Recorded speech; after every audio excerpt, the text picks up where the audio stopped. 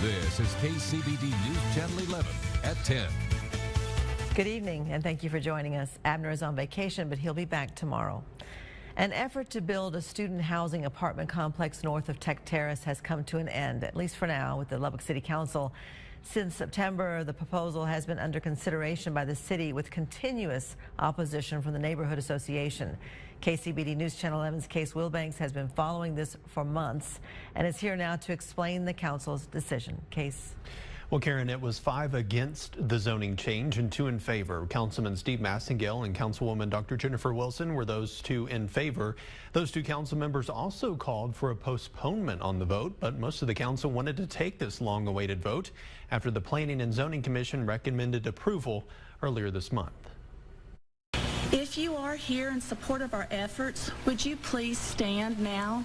Once again, the Tech Terrace Neighborhood Association gathered at Citizens Tower, this time in front of the City Council. Truthfully, everybody that's involved in this is just exhausted from it. After multiple presentations in opposition to a 5-story student housing project on 19th Street and more housing on 20th Street west of University, they kept their argument short. I do believe that your own neighbors would rally as well with this project going in your backyard if it didn't fit.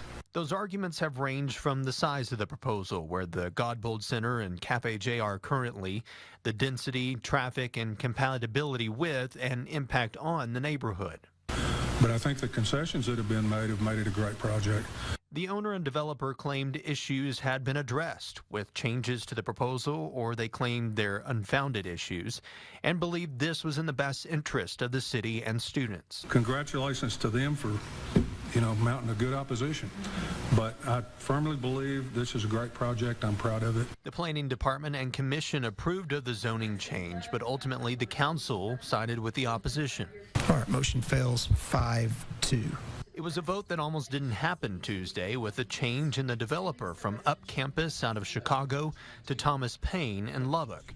Payne said he took on the project Tuesday morning. And if there's a way to do this with him being involved, then I'd like to give him the time to do it. I don't know what we would be postponing this for, what we would expect to hear that would be any different than what we've heard. District 3 Councilman Mark McBrayer says he's long been against what he's heard. The one objective fact is that this is a 450-foot long wall, 60 feet tall, 10 feet off the alley, and I think anybody can say, if they're being reasonable, they wouldn't want that behind their house, right across the alley. It's just not appropriate. I do believe the City Council saw this as a neighborhood issue, and they didn't question it.